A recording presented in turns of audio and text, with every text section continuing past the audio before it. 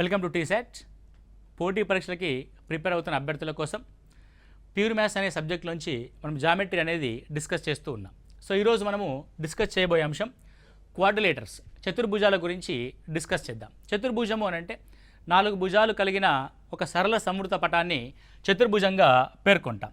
So ఏ విధంగా ఉంటాయి చతుర్భుజాలు అని ఒకసారి కనుక చూసినట్లయితే, సో ఏదైనా సరే 4 భుజాలు ఉంటుందని చతుర్భుజము అని అంటాం. సో ఇప్పుడు ఫర్ ఎగ్జాంపుల్ ఇది ఉందనుకోండి, ఇది చతుర్భుజం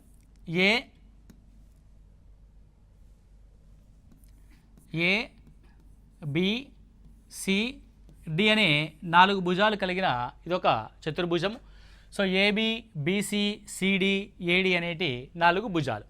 సో ఇప్పుడు ఈ 4 భుజాల యొక్క అమరిక ఏ విధంగా ఉంది, వాటి మధ్య కోణాలు ఏ విధంగా ఉన్నాయి, అండ్ ఆ కర్ణాలు ఏ విధంగా ఉన్నాయి అనే కాన్సెప్ట్ పైన మనకి చతుర్భుజాల యొక్క రకాలు అనేవి డిపెండ్ అయి ఉంటాయి.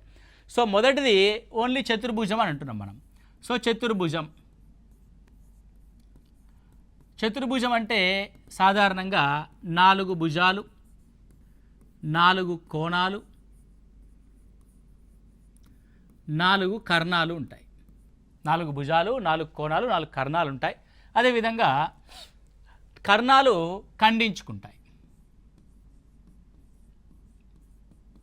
అని రాస్తాం మనం. ఇది చతుర్భుజానికి సంబంధించింది.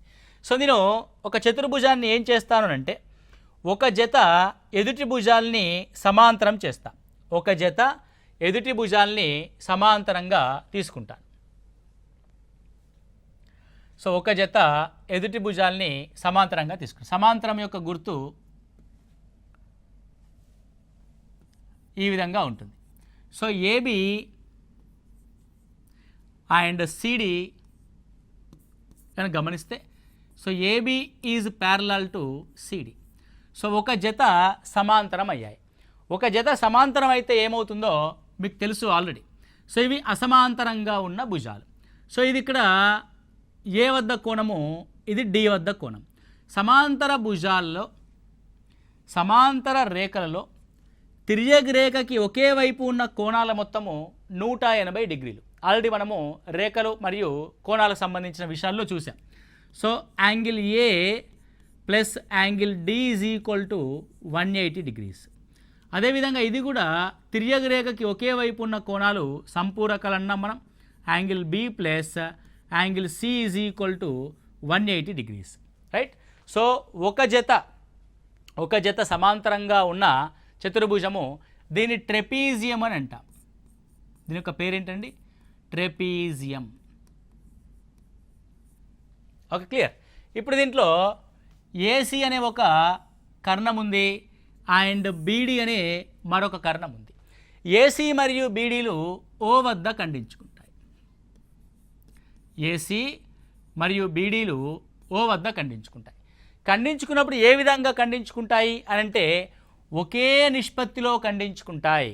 ఫర్ ఎగ్జాంపుల్ ఏసీ అన్నది 1:2లో నిష్పత్తి అయితే, సో బీడీ కూడా 1:2లోనే నిష్పత్తి అవుతుంది. అంటే ఇవి ఒకే నిష్పత్తిలో ఖండించుకుంటాయి. ఒకే నిష్పత్తిలో ఖండించుకొనును. కాబట్టి 2 కర్ణాలు ఒకే నిష్పత్తిలో ఖండించుకుంటాయి. ఏమని రాస్తాం మనం ఒకే నిష్పత్తి అంటే? AO/OC ఈజ్ ఈక్వల్ టు BO/ODగా మనం చూస్తాం. అంటే AO/OC is equal to BO/OD. So దీన్ని ఇంకొంచెము మాడిఫికేషన్ చేసి రాసినా సరే రాయొచ్చు. So AO/BO is equal to OC/OD కూడా అవుతుంది. అంటే AO/BO is equal to OC/OD. దాని రివర్స్లో కూడా క్వశ్చన్ అడగడానికి సంబంధం ఉంటుంది, అవకాశం ఉంటుంది. దీన్ని ట్రెపీజియం అని అంటాం. Okay, this is called trapezium.